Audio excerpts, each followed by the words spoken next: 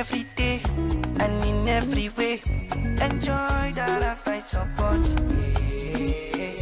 No matter the role you play, nutrient pack supplement for you and me. In your body, that I fight you. Darvite nutritional supplement is loaded with essential multivitamins, minerals, and natural ingredients that helps you to be at your best. Darvite from LB Pharma. Darvite, love yourself.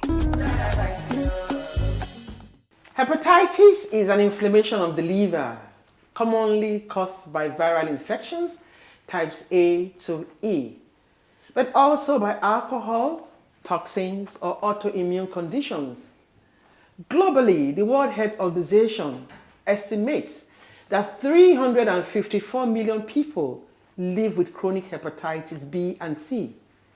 In Africa, the burden is high, with an estimated 82 million people living with chronic hepatitis B, particularly in West and Central Africa.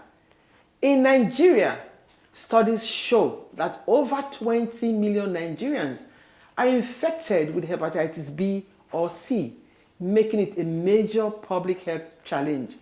Today on your regular health TV talk show, The Physicians, we'll be discussing hepatitis, the types, the causes, the risk factors, the symptoms, and of course, diagnosis and management. We're back after the short break. Stay tuned.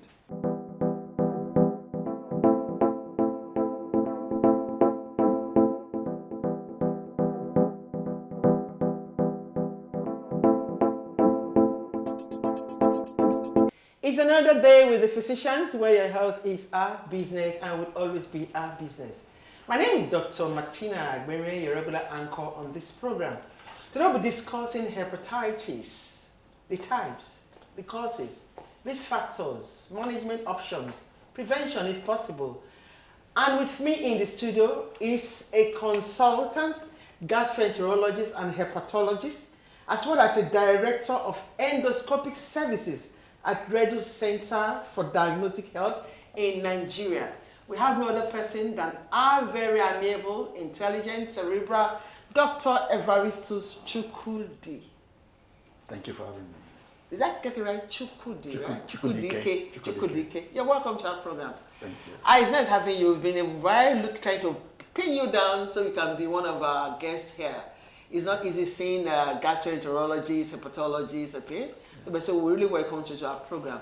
Then we're talking about hepatitis. What exactly is hepatitis? Because a lot of people talk hepatitis, I have hepatitis, so what exactly is hepatitis? Thank you. Hello, viewers. Hepatitis is an ancient Greek word meaning hepa and itis, two words put together. Hepa is liver. Itis means inflammation.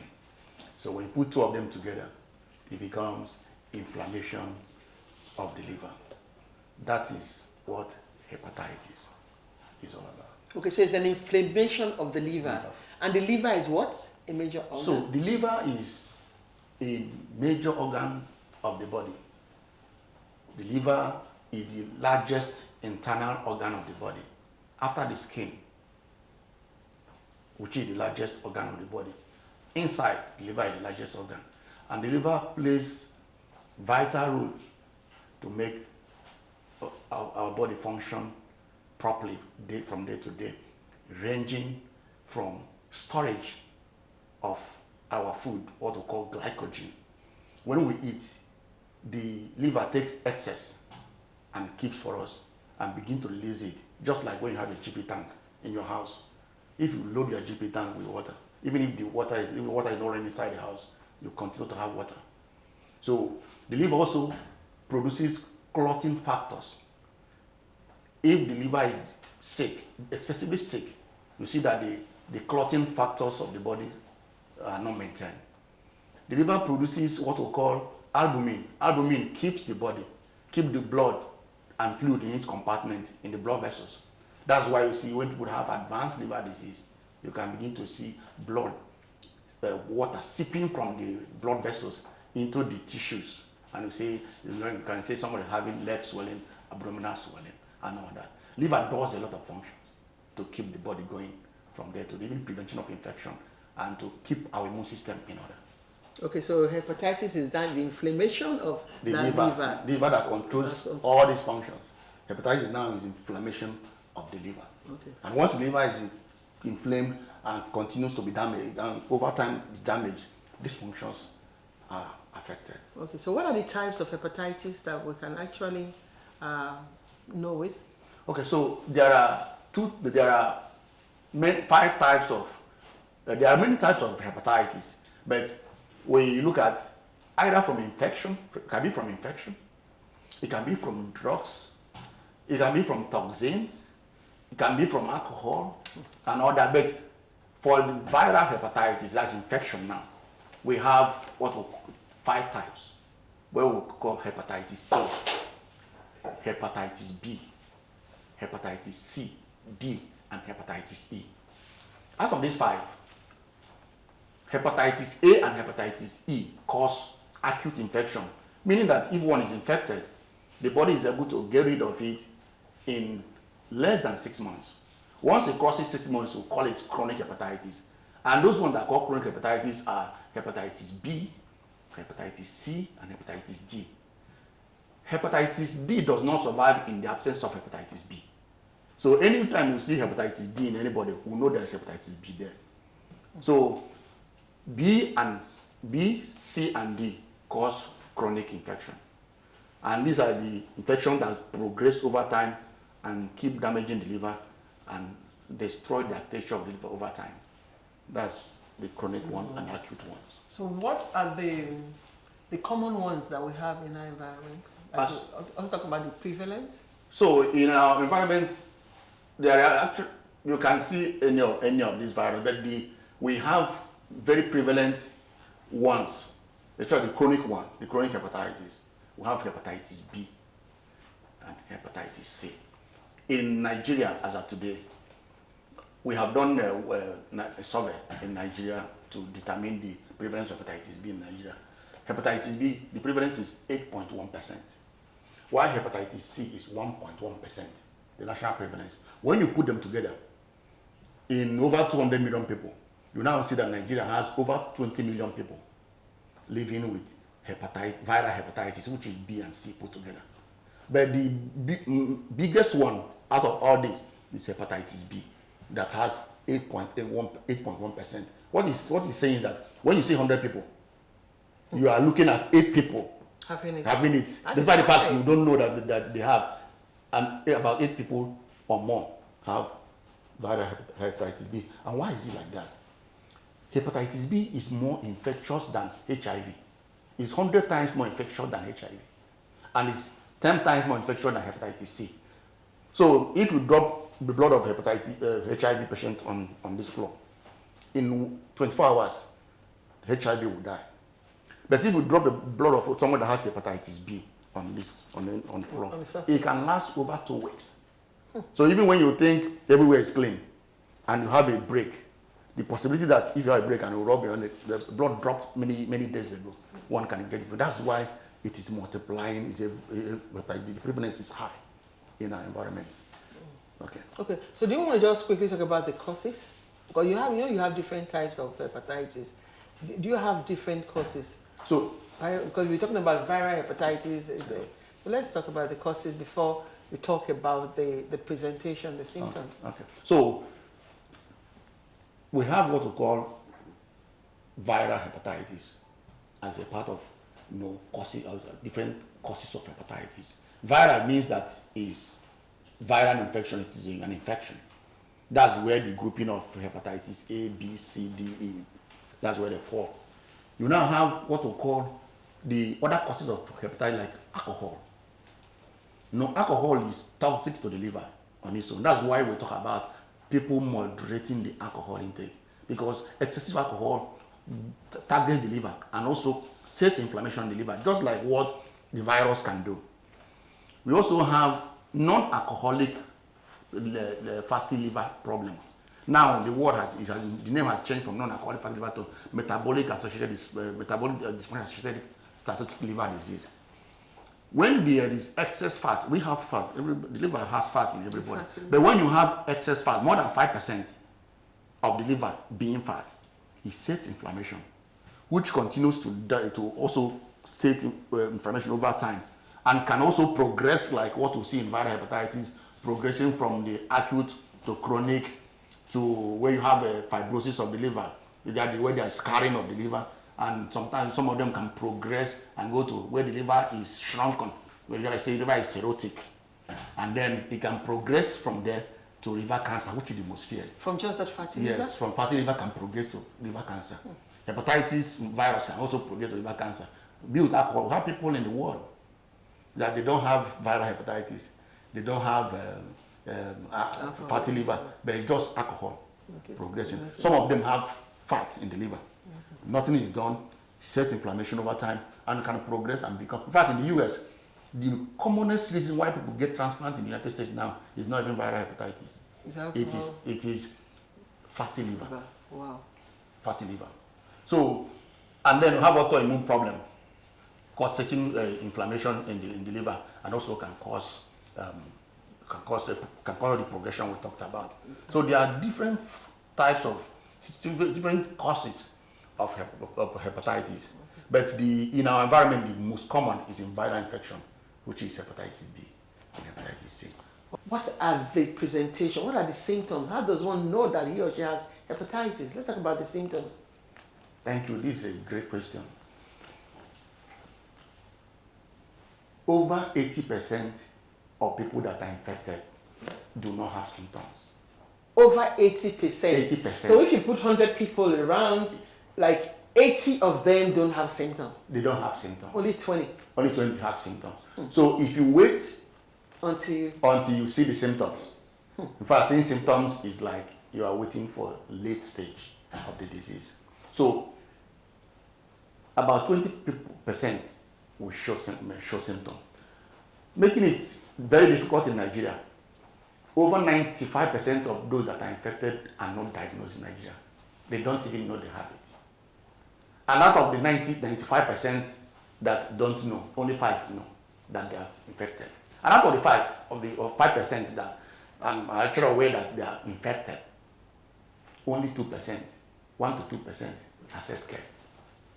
So that's the burden of this. But for people that know that they are infected, one of the reasons why they may have they're infected, first and foremost, it could be an acute symptom. It could be a chronic. For the acute infection, it comes like what we see in people that have malaria. So people will say, I have malaria, while in the real sense they have been infected with hepatitis. No, they have a fever, they feel that they are sick, feeling unwell, and they're tired. Sometimes some of them, the present of hepatitis, especially in an adult, you could present with fever, high fever, and as fever is coming down, yellowness of the eyes will set in. That's high fever, yellowness will set in. That's for an adult, that people that are affected as an adult. But for children, because they don't have enough immunity, when children are infected, you don't see anything, no symptoms.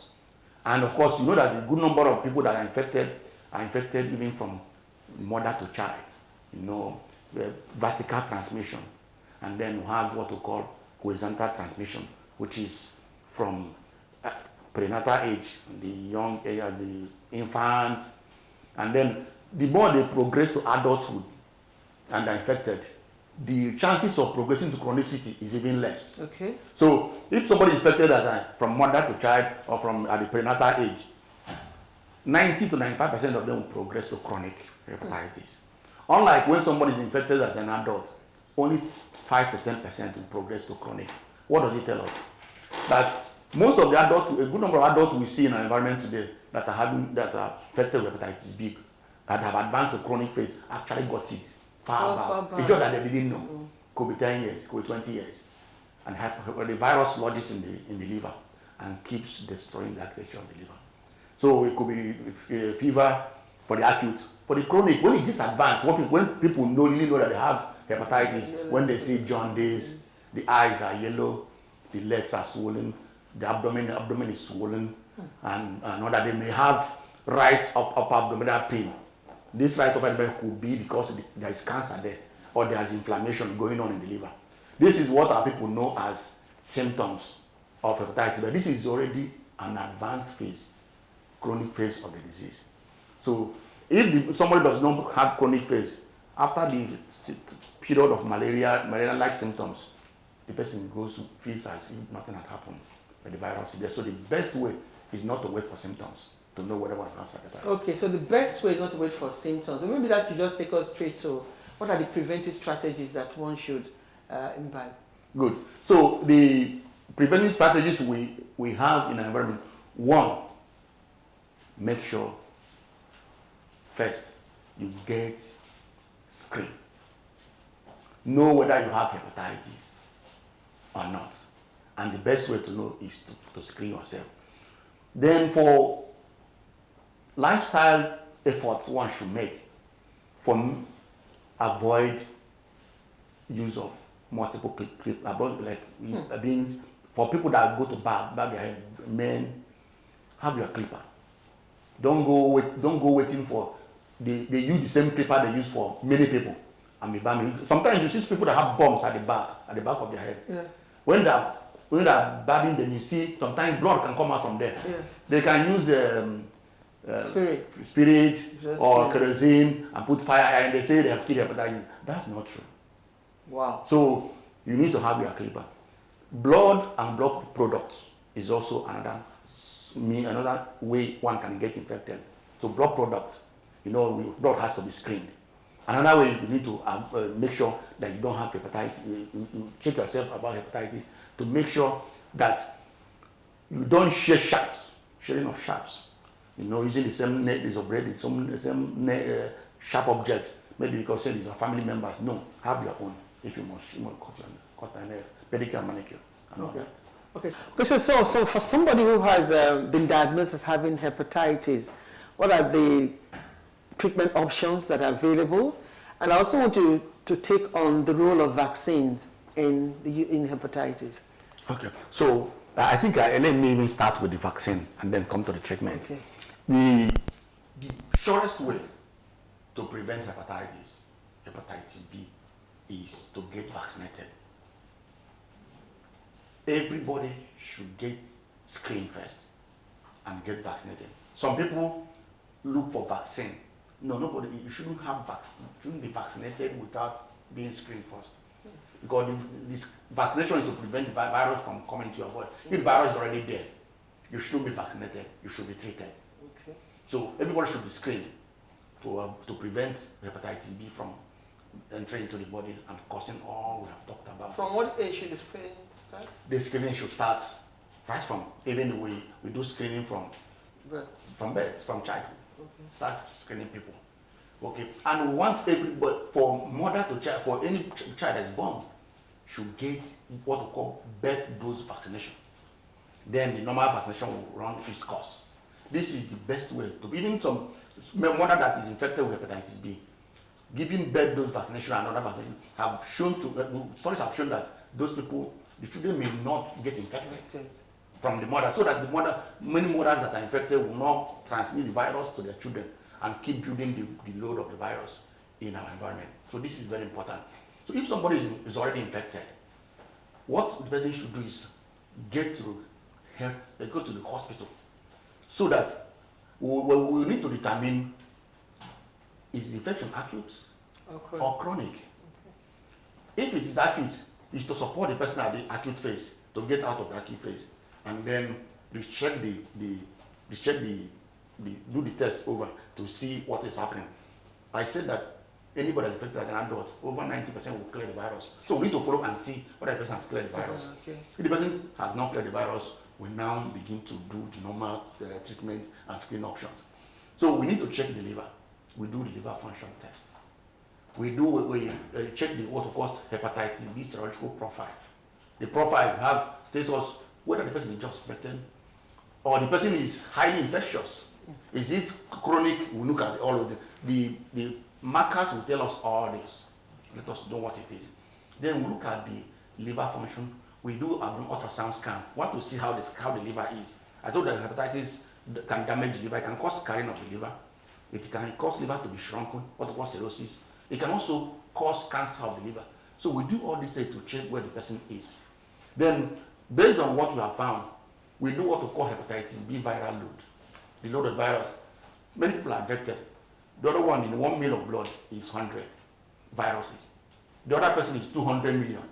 The other person is 300 million. So you can't compare someone that has 100 viruses in 1 ml of blood and the other person that has 200 million viruses in the same blood. So we check the load. And all that will help us to fashion out treatment that the person needs.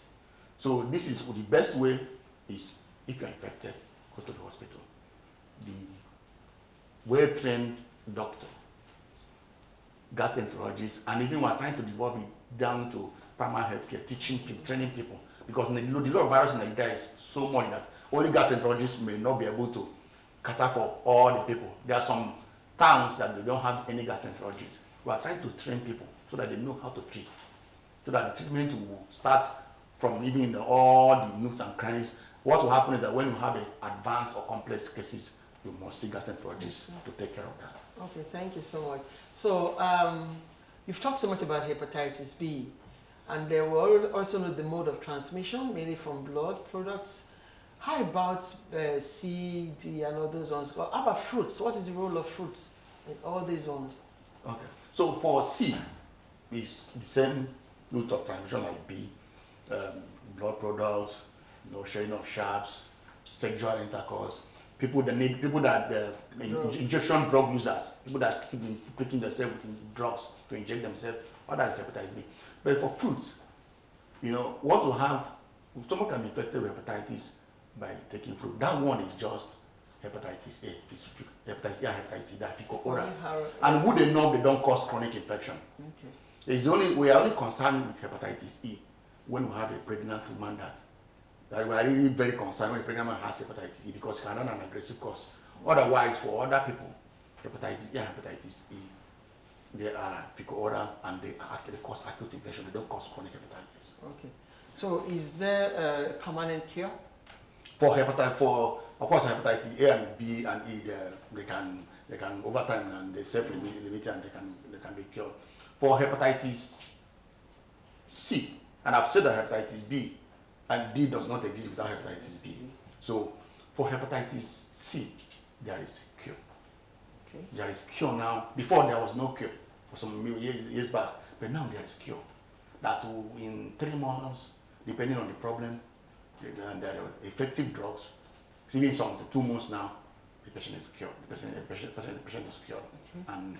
And it's good to get the cure when the liver has not been scarred, when there is cirrhosis. Because once there is cirrhosis means end-stage liver disease. Even if you remove the cure, the hepatitis, it's already on the forward motion. So it's to check early and get the cure. Hepatitis B, there is no cure right now, but it can be treated. There's a difference between treating and curing. It's like managing it? Yes, treatment is when you give the drugs, it will bring this virus that is 200 million down. It can even eliminate it from the blood. But we don't tell the patient that you are cured because we know there's what we call cccDNA, that's covalently close circular DNA in the liver, that can reactivate when there is when immunity falls. So we'll tell you that though the virus is not in the blood, but we need to monitor you. We keep monitoring what's called surveillance. We need to be checking them every 6 months. We do all those investigations to keep following the people up for hepatitis B. But for C, cure is available. Okay. Yeah. Cure is available for C, and just for B, that is... Yes, we treat it, and then we follow the people. We'll keep following them up. Okay, so final word of advice to our people. So the word of advice I will give to our people today is go get yourself screened if you have not screened. If you don't know your status in hepatitis B status or hepatitis C status, go screen yourself. And if you screen yourself, you are doing yourself the best service. We want to see you come down with liver cancer or liver cirrhosis before you get to know that you have hepatitis. That will be the best thing you can do. And get your people, tell everybody in Nigeria that there is treatment for this condition. There is screening, there is effective screening, and then there is effective treatment that is ongoing. Get yourself screened and reduce the burden we have in Nigeria today. Sub-Saharan Africa is highly burdened with hepatitis B, and Nigeria is grappling with it. It's a problem. Nigeria is grappling with it, and I'm sure because of people like you, always enlightening the audience people about it, giving information, it will be a better place. Thank you so much, Dr. EVARISTUS CHUKWUDIKE, for coming on our program. It's been very enlightening having you, and I'm sure we'll still reach out to you again. We just heard from him. He's Dr. EVARISTUS CHUKWUDIKE. He's a gastroenterologist and a hepatologist, and as well as a director of endoscopic services at REDUS Center for Digestive Health in Nigeria. He's done a great deal. He's done a great job talking about hepatitis. I'm sure we'll still invite him again. I'm sure you also heard so much about from what he said, the causes of hepatitis, the risk factors, the possible things that can happen if you have hepatitis. And he also talked about screening, how important it is for us to be screened. 90% or 80% of people that you have with you in an environment probably have hepatitis without symptoms. And also he talked about preventive measures. We should be able to have proper preventive measures, proper body care, self-care. Try as much as possible to wash your hands, wash these fruits before you take them. Then if you go to the barbing salon, try as much as possible to have your own personal device to use. Don't always rely on the ones that the barbers have. When they're done with that, they just bring something and spray the spirit, spray whatever it is, and tell you it is safe. It is not always safe. You have heard it, that the viral hepatitis, the virus itself can stay as long as 2-3 weeks before it goes. If it's for HIV, 24 hours is gone.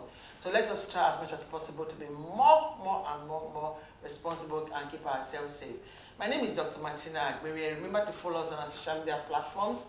If you want to be part of this program like Dr. EVARISTUS, you can actually send us an email. Till next time, stay blessed. Every day and in every way, enjoy that I find support. No matter the role you play, nutrient pack supplement for you and me. In your body, that I fight you. Daravite nutritional supplement is loaded with essential multivitamins, minerals, and natural ingredients that helps you to be at your best. Daravite from LB Pharma. Daravite, love yourself.